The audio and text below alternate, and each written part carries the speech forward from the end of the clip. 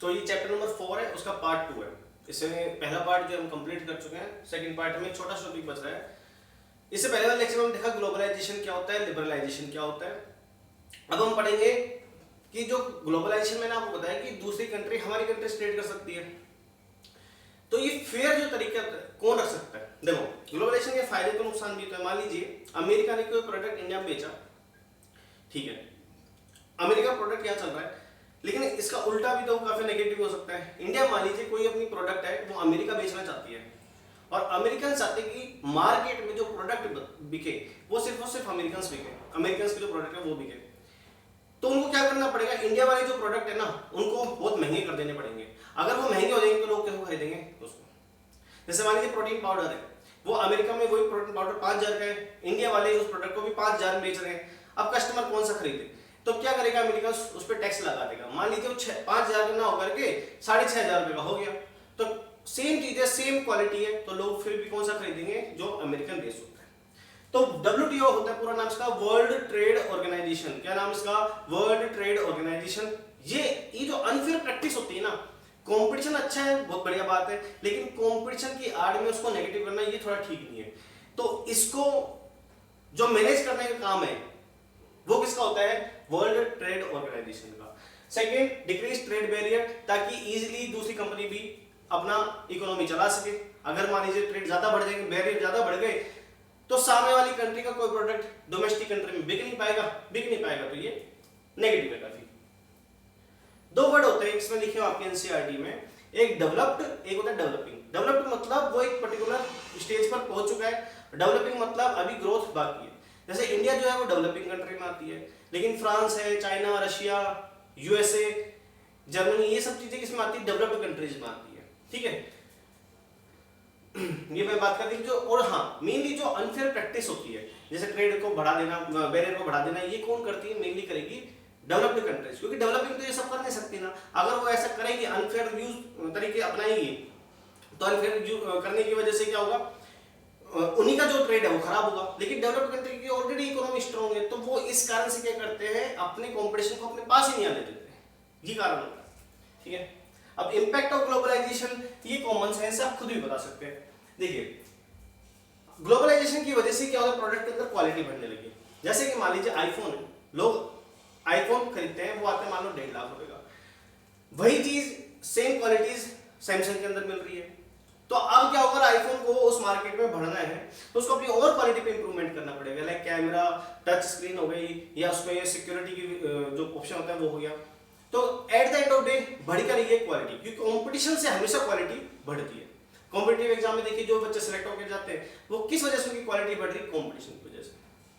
मान लीजिए कोई भी एग्जाम है, नीट का एग्जाम है, कोई भी कॉम्पिटिटिव एग्जाम है, अगर उसके अंदर कंपटीशन है ही नहीं, जितने बच्चे एग्जाम दे रहे हैं उससे ज्यादा सीट है, तो बताओ क्या क्वालिटी निखर के आएगी, क्या नहीं आएगी। नेक्स्ट हो गया स्टैंडर्ड ऑफ लिविंग बढ़ गया। पहले लोगों के पास पैसे थे, उनको ये नहीं पता था उसको यूज कैसे करते। अब उनके पास जब चॉइसेस आने लगी तो उन्होंने सोचा कि यार 4 लाख रुपए की एल्टो खरीद के क्या करेंगे, अगर हमारे अकाउंट में 1 करोड़ है तो हम क्यों ना 50 लाख के आसपास की कोई ऑडी खरीद लेते हैं। तो ऑडी है कहाँ की कंपनी, बाहर की कंपनी, इटालियन आई थिंक, और वो कंपनी फिर हम यहाँ परचेज करें। तो एड क्या हो रहा है, स्टैंडर्ड ऑफ लिविंग बढ़ रहा है, ये चीज होगी। तीसरा आइडियाज, डिफरेंट आइडियाज आते हैं। पहले लोगों को पॉप कल्चर के बारे में नहीं पता था, आज ये लगता है कि भाई पॉप कल्चर जैसा भी हम कोई करियर बना सकते हैं। पहले के टाइम पर कुछ एक गिने चुने डिग्री होती थी, लाइक इंजीनियर, डॉक्टर। अब आज से लोग देख रहे हैं माइक्रोबायोलॉजिस्ट भी बन रहे हैं। एक नेशनल ज्योग्राफी पे जो कैमरामैन होता है वो वाली जो भी लेने के लग रहे हैं। तो उनका आइडियाज अब डिफरेंट आने के लग रहे हैं, अलग अलग टाइप की जॉब्स उनको करना पसंद है, डिफरेंट फील्ड उनके सामने निकल कर आ रहे हैं। क्यों हुआ, ग्लोबलाइजेशन की वजह से और न्यू जॉब्स। अब देखिए नेगेटिव क्या है, अनफेयर कंपटीशन। मैंने आपको बता ही दिया कि ट्रेड बैरियर बढ़ाएंगे तो अनफेयर कंपटीशन होगा ही होगा। अब इसमें एक सबसे बड़ी दिक्कत वाली बात है, ग्लोबलाइजेशन की वजह से ओनली जो स्किल्ड लोग होते हैं, जिनके पास एक पर्टिकुलर काम करने की स्किल है, मान लीजिए आने वाले टाइम में ग्लोबलाइजेशन की वजह से हर एक चीज आर्टिफिशियल इंटेलिजेंस या मशीन लर्निंग के ऊपर हो जाए, तो बताइए उस टाइम डॉक्टर्स का क्या हाल होगा, उस टाइम जो एजुकेटर्स होते हैं, मेंटर होते हैं, फैकल्टीज होते हैं, उनका क्या होगा, जो इंसान कोई सब्जी बेच रहा है उसका क्या होगा, जो कोई टेलर है उसको तो पता ही नहीं आर्टिफिशियल इंटेलिजेंस को हैंडल कैसे करते हैं। तो जॉब किसको मिलेगी उस टाइम पर, सिर्फ उन लोगों को जो स्किल्ड होते हैं, जिनके पास स्किल्स नहीं है वो अनएम्प्लॉयड होते हैं। तो ये एक नेगेटिव तो सॉल्यूशन क्या है? ऑफ कोर्स गवर्नमेंट को सपोर्ट करना चाहिए। दूसरा, इंक्रीज लेबर लॉज। देखिए क्या होता है ना कि अगर कोई भी कंपनी यहाँ पर चल रही है तो वहां पर ना लेबर लॉज होना चाहिए। मान लीजिए वहां पर एम्प्लॉइज काम करते हैं, लेबर्स काम करते हैं, तो उनके लिए नुकसान लॉज क्या होने चाहिए कि इनकी हेल्थ को लेकर के, उनके वर्किंग आवर्स को लेकर के, उनकी कंडीशंस को लेकर। कभी ऐसा तो नहीं कि वो एक ऐसी फैक्ट्री में काम कर रहे हो जहां बहुत ज्यादा जहरीली गैसेस बनती हो।